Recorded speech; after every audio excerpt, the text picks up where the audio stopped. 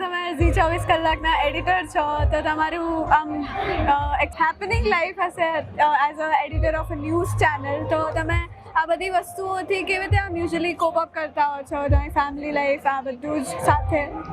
બિલકુલ હાર્દી, આ બહુ ચેલેન્જિંગ લાઈફ હોય છે અને હું છેલ્લા 25 વર્ષથી પણ વધારે વર્ષોથી માત્ર જર્નલિઝમ સાથે સંકળાયેલો છું, ગુજરાતી જર્નલિઝમ સાથે, અને ખાસ કરીને ઇલેક્ટ્રોનિક મીડિયામાં.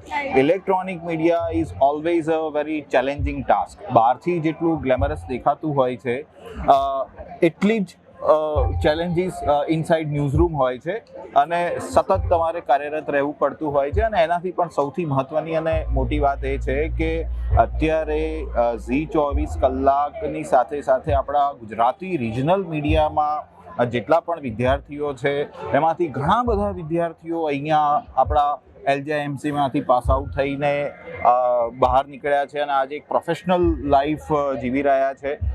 હું પણ LJMC સાથે એક ફેકલ્ટી તરીકે, એક મેન્ટર તરીકે ઘણા વર્ષોથી સંકળાયેલો છું. એટલે જ્યારે આ તોઠા પાર્ટી આપણે અહીંયા આગળ થતી હોય છે ત્યારે જે બધા સ્ટુડન્ટ્સ જે મારી સાથે ક્લાસમાં બેસતા હતા અને આજે એક પ્રોફેશનલ એન્વાયરમેન્ટમાં કામ કરતા મારી સામે મને વેલકમ કરવા આવે છે ત્યારે બહુ જ સારું લાગે છે.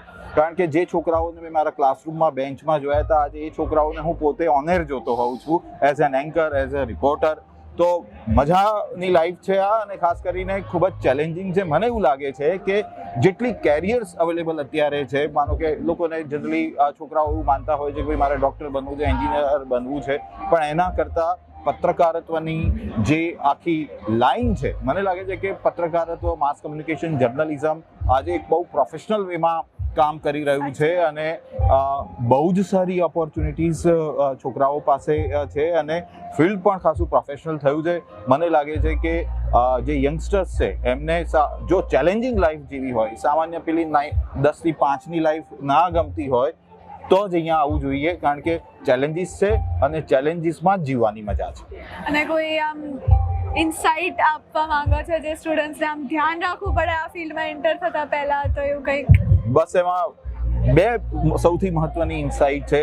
ખાસ હું સ્ટુડન્ટ્સને કહેવા માંગીશ કે મહેનત અને એના પછીની બીજી ઇનસાઇટ છે એનાથી વધારે આકરી મહેનત. મહેનત અને મહેનત આ બે જ વાત એવી છે જે તમને ટોચ પર લઈ જઈ શકે છે. અને માસ કમ્યુનિકેશન અને જર્નાલિઝમ નું ફિલ્ડ એવું છે અને ખાસ કરીને ઇલેક્ટ્રોનિક મીડિયા બહુ મજાનું છે. પળે પળની ક્ષણની ચેલેન્જીસ હોય છે અને મને લાગે છે કે જે છોકરાઓ, જે સ્ટુડન્ટ્સ આ લાઈફમાં આવ્યા છે એ લોકોને બહુ જ મજા પડી રહી છે અને મને લાગે છે કે એમનું કેરિયર પણ આગળ બહુ જ બ્રાઇટ છે. Thank you sir. Thank you Hard.